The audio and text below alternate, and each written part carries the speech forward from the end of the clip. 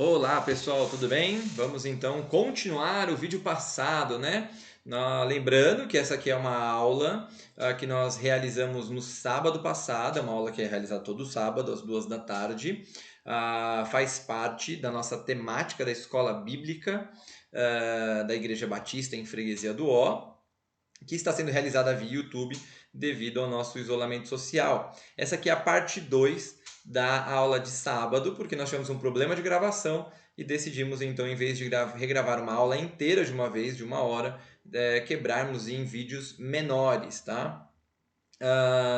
Então, essa aqui é a aula que nós vamos tratar sobre o pecado na esfera da ciência. Na aula passada, nós vimos o pecado na esfera do Estado, na verdade, no vídeo passado, a parte 1 desse vídeo. E na aula passada, que é uma aula inteira de mais de 1 hora, nós tratamos sobre o pecado, a sua origem em Deus, na verdade, a sua origem na queda do homem, a quebra do relacionamento com Deus, a quebra do relacionamento dentro da família e da igreja, tá? Então, para você acompanhar essas outras aulas, é só você olhar aí no canal do YouTube, elas estarão todas aí.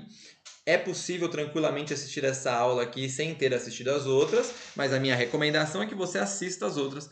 Com certeza a sua compreensão vai ser melhor ou mais profunda, tá bom? Então vamos lá, né? Lembrando aí que o nosso tema, né, nosso módulo vai tratar sobre pecado, e nós vimos ao longo do módulo o pecado original, ou aquele pecado que dá origem a todos os pecados da humanidade, dá origem aí à queda da humanidade, dá origem à condenação.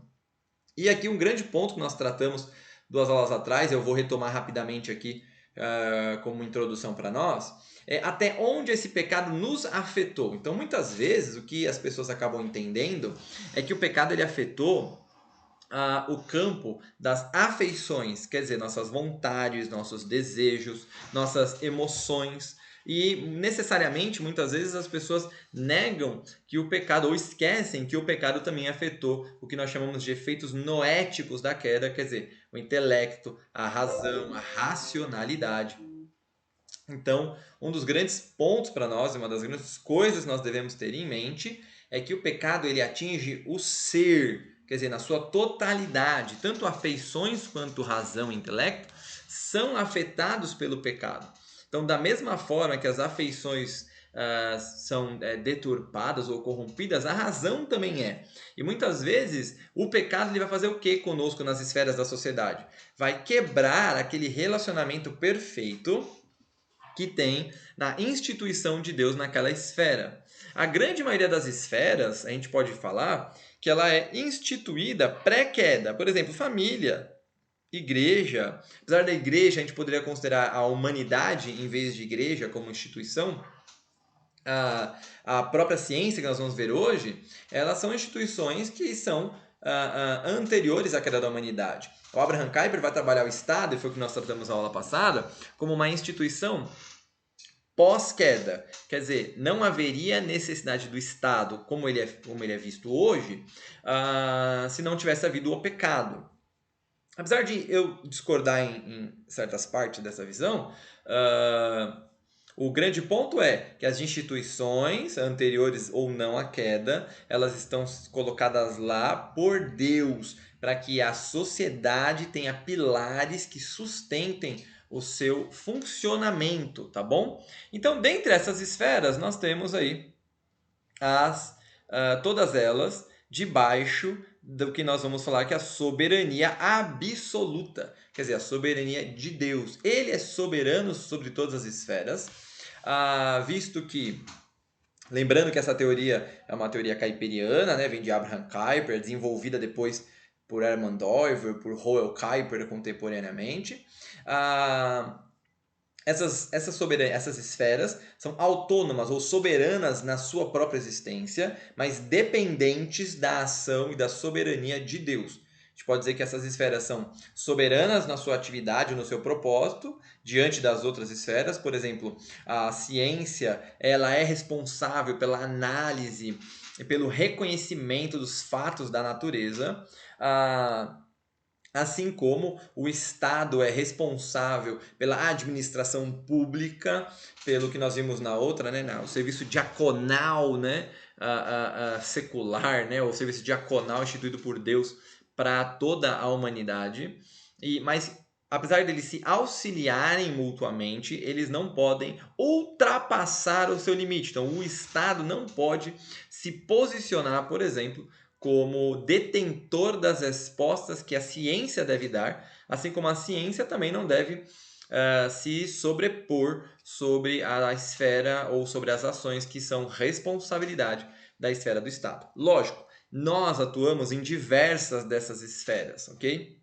Nós não atuamos somente em uma esfera, nós não pertencemos a uma esfera. Se eu olhar para esse quadro das esferas aqui, eu basicamente já atuei em todas no meu trabalho, em algumas eu ainda atuo. Por exemplo, eu tenho uma família, ok?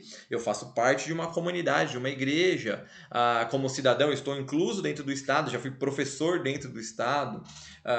No meu trabalho como professor, eu estou dentro de um campo de pesquisa que a gente pode envolver a ciência e eu tenho um relacionamento com a natureza. Logo, nós circulamos entre todas essas esferas. Tudo bem, o Doiver ele vai ampliar essas esferas no seu trabalho, que não é nosso tema aqui. Se você tiver interesse para ler Doiver aí, tem grupos dentro do Facebook de gente especializada aí, como os Lucas Freire, o Rodolfo Amorim, entre outros. O Marcelo Cabral é um bom nome também para você acompanhar aí sobre o trabalho do Doiver. Mas independente disso, a gente entende que o pecado, que é o nosso foco, ele vai atingir todas as esferas. O nosso campo aqui é a esfera da ciência. E é importante retomar algumas coisas, porque a ciência ela é autônoma no seu campo. E muitas vezes o que a gente acaba fazendo é dando opinião, o que nós chamaríamos de senso comum, normalmente aí na academia, como se fosse fato científico. Outro ponto é a gente também tem que lembrar que todo fato científico tem por trás do cientista ou do pesquisador os seus pressupostos.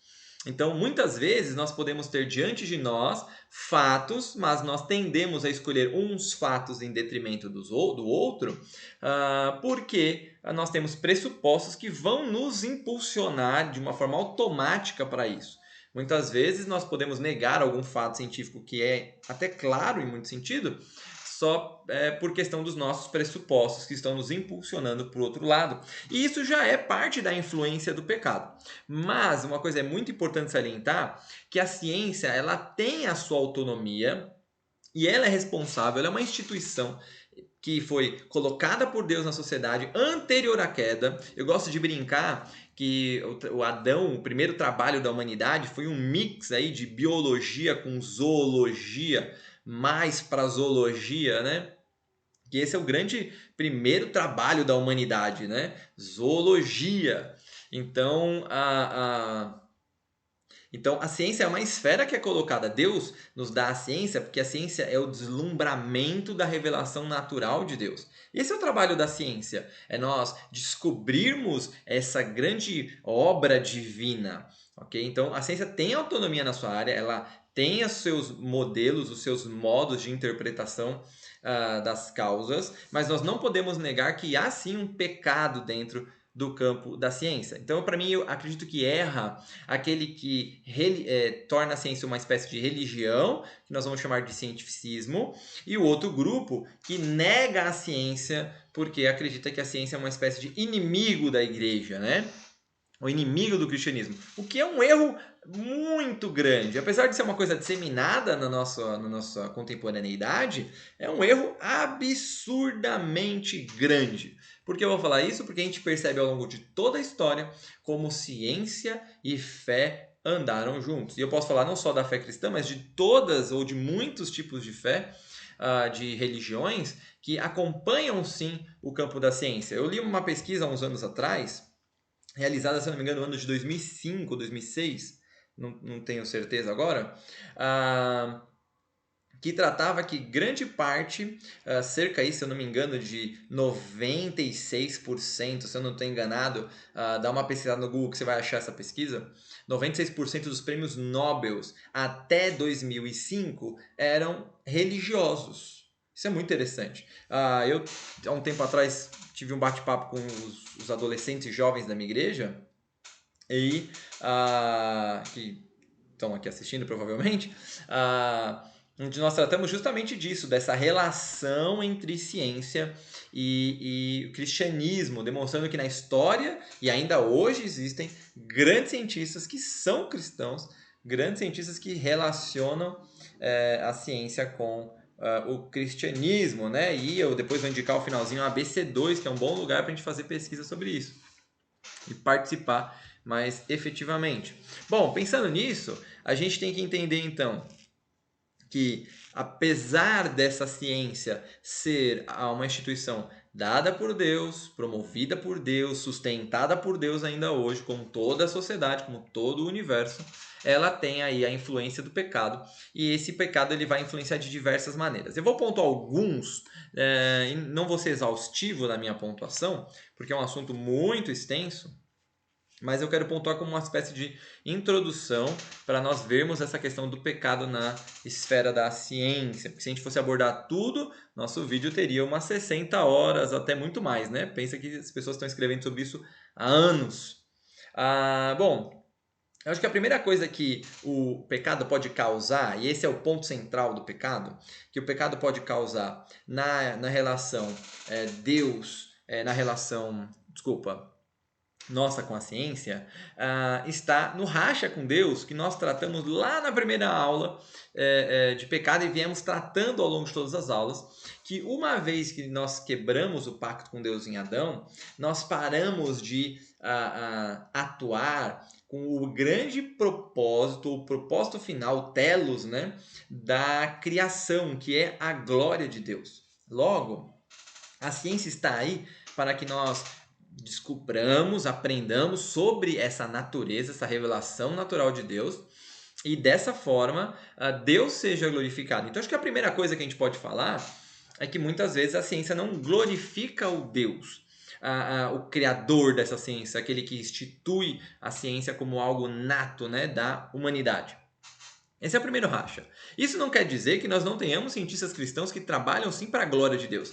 Nesse momento dessa pandemia, um dos grandes nomes no mundo sobre essa questão da medicina, da infectologia, é o Francis Collins, um cristão extremamente piedoso, até onde eu acompanho o trabalho dele, e que une conhecimento científico aprofundado, assim, um expert nessa área, assim como a sua piedade cristã. Ele une essas duas coisas. A BC2 lançou uma entrevista dele faz uma semana, creio eu, traduzida aí, legendada, que vale muito a pena ver, e vocês vão perceber ao longo da entrevista a união dessas duas coisas, expertise científica e piedade cristã. Mas, de qualquer forma, o geral, a ideia da ciência é quebrada, pois a glória de Deus não é estabelecida como telos, como objetivo final da ciência. Um outro problema aí, a gente pode tratar isso vai atingir todas as esferas, na verdade, é que a ciência ela vai trabalhar muitas vezes, como a gente vai falar que é o aspecto imanente, né, do universo, que seria as coisas aqui, materiais, né, que nós tocamos, aquilo que nós vemos, experimentamos. Mas isso não quer dizer que os fatos científicos tenham que negar a existência daquilo que é transcendente, porque Deus ele é transcendental, né? Está além dessa natureza, ele está fora porque ele controla todas as coisas. E uma das coisas interessantes é que muitas vezes o campo científico, por causa dos seus pressupostos, não pela ciência naturalmente, mas por causa dos seus pressupostos materialistas, historicistas, naturalistas, ela vai então negar esse transcendental, ela vai negar esse além. Isso influencia muitas vezes o aspecto até da própria teologia da igreja. Nós vemos aí, por exemplo, o liberalismo teológico, um reflexo disso, na tentativa de unir ciência e fé cristã, começaram a negar certas características. Então, uma das coisas que a gente tem que entender é que Deus ele atua na humanidade ainda, ele controla todas as coisas. Deus não é, nós não temos um aspecto deísta, que é Deus criou a ideia do relógio, não sei se você já ouviu falar disso, que Deus criou o mundo como um relojoeiro. Ele programa o mundo, se afasta e deixa o mundo rodar sozinho. E não é assim. Deus, ele está guiando todo o processo da humanidade. E é por isso que, por exemplo, que nós temos a descrição do Apocalipse, porque nós temos entendimento que Deus controla os fatos para que eles cheguem naquele ponto, né, final que ele determinou. Então, essa é uma característica muito importante para nós. Muitas vezes a ciência, por causa dos seus pressupostos, nega isso. Então, o liberalismo teológico, por exemplo, se faz aí uma posição que nega eventos sobrenaturais. Então, a gente pode dizer que os milagres são efeitos sobrenaturais. Negar milagres, muitas vezes, é negar esse transcendente da natureza, né? Essa intervenção divina na natureza. E aí, você pode falar, Ricardo, não, mas eu sou um sensacionista, hoje em dia a gente não tem nenhum fato empírico para falar que milagre tem. E eu não quero chegar nesse mérito, mas a gente pode partir desse ponto e concluir, por exemplo, que Jesus nunca ressuscitou, que isso é uma ideia, ok? Então, que os apóstolos eles estavam vendendo uma ideia. Então, muitas vezes o liberalismo teológico, nessa tentativa de aproximação da ciência, ou, na minha visão, na aproximação do naturalismo, não da ciência, ela então começa a negar fatos basilares para a fé cristã. Se Cristo não ressuscitou, vã é a nossa fé, como diz o apóstolo Paulo. Tá? Então a gente tem que entender que também há esse problema, é um problema que, lógico, é importante aprofundarmos sobre isso para também não ficar só na superficialidade. A aula não tem esse propósito, ela é mais uma introdução, uma apresentação do tema, mas que dentro da nossa casa a gente possa estudar como que as nossas interpretações da relação ciência e fé podem nós podemos ver a influência do pecado aí nessa esfera ou também na nossa interpretação. Isso é muito importante. O pecado também interpreta a nós, corrompe a nós para que nós interpretemos errado o que são verdadeiras visões científicas, ok? Uma das coisas interessantes aí também é que o outro lado, quer dizer, não o lado que tenta aproximar a ciência de todas as formas, mesmo que negando pressupostos cristãos à fé cristã, é o lado que nega a ciência a todo ponto. E na verdade é interessante, porque esse grupo ele tende a seguir visões seculares de que há um embate entre fé e ciência. Então, esse entendimento também é um entendimento da ação do pecado. Por quê? Porque se a ciência é uma instituição colocada por Deus na natureza, na sociedade, no cosmos, logo, é um pecado negarmos essa instituição como se ela fosse, na verdade, antagônica à fé cristã, né? Aquela grande e famosa frase, né? O que tem a ver a Jerusalém com Atenas, né? Quer dizer, o que tem a ver a ciência ou a filosofia com a Bíblia, com Deus e com o Cristo de Deus.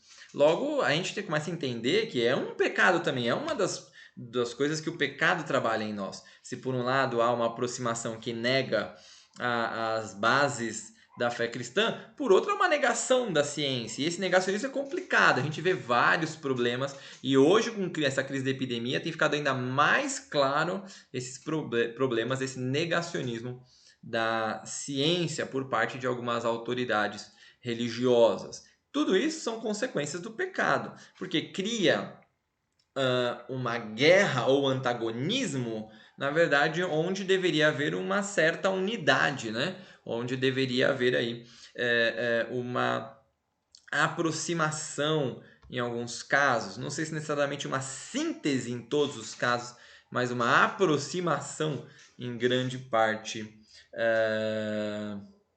dos casos.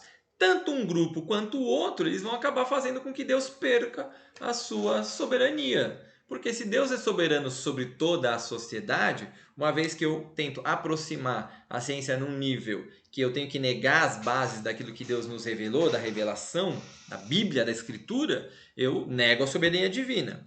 Por outro lado, se eu nego a ciência, sou um negacionista absoluto aí, eu também nego que Deus é soberano sobre esse campo. Estou dizendo que o campo da ciência é autônomo até de Deus. O que eu estou seguindo não é uma visão cristã sobre o entendimento da ciência, mas sim uma visão secular do entendimento da ciência. As duas coisas são consequências diretas da ação do pecado.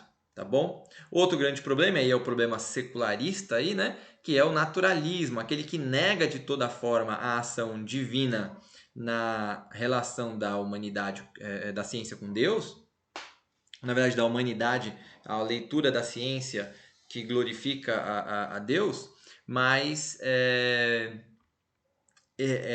transforma a ciência nesse ser absoluto que responde todas as questões.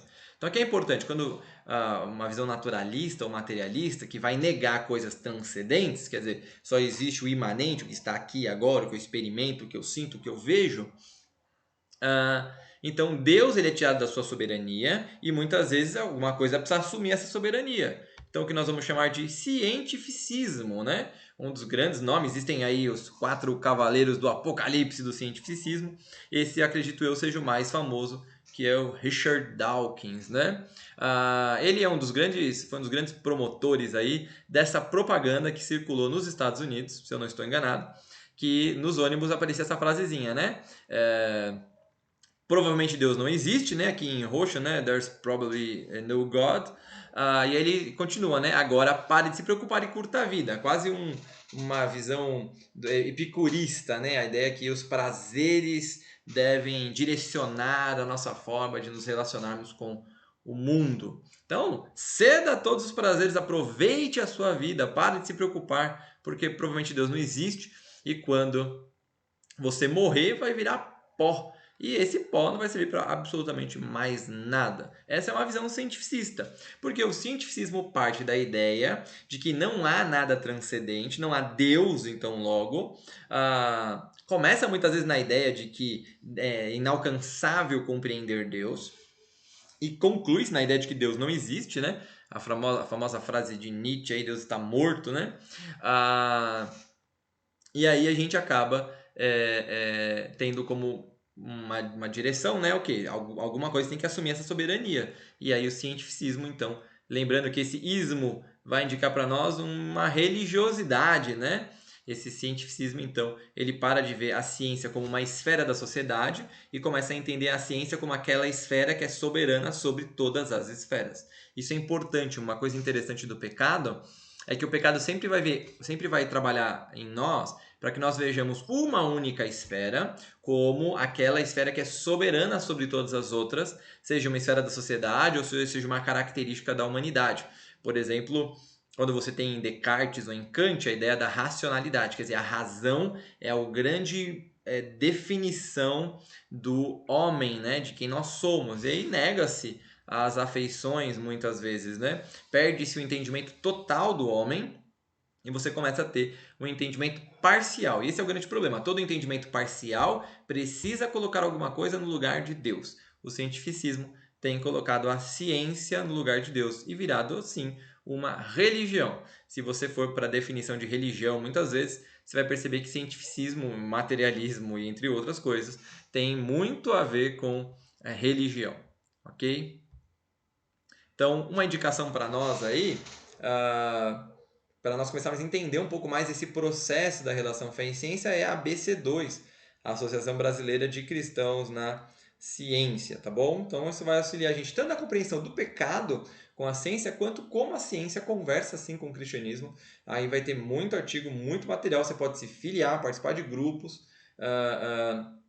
entre outras coisas, tá bom? Bom, para nós aqui então fica esse grande ponto para nós da relação entre o pecado e a ciência. Então, o pecado, em primeiro lugar, ele vai corromper o nosso entendimento da ciência, porque corrompe a nossa razão. Nós paramos de glorificar a Deus como o telos, né, o objetivo final de toda a descoberta científica. Por um lado, há pessoas que elas vão transformar a ciência em Deus, que é o que nós chamamos de cientificismo, ou vai basicamente negar a existência de Deus, negar a existência dessa ação divina na história, dizendo que não há um Deus, ou se existe um Deus, ele não age na história, ele não está guiando a história, ele não interfere na história. Por outro lado, o pecado também faz com que, muitas vezes, os cristãos neguem essa esfera da sociedade da ciência, sem perceber que eles estão tirando Deus da sua soberania, porque eles estão dizendo que Deus não é soberano sobre todas as esferas, porque há uma esfera onde Deus não é soberano. ok? Espero que vocês tenham gostado da aula, que tenha introduzido vocês ao pensamento. Procurem lá os materiais da ABC2, que nós vamos, eu e vocês, né, com certeza vamos crescer em conhecimento, em sabedoria e em prática, né? Começaremos a ter uma vida com práticas mais concretas, mais sábias, com maior embasamento, que é, acho que, uma das coisas mais importantes em nossa atual sociedade, tá bom? Valeu, gente. Até a próxima.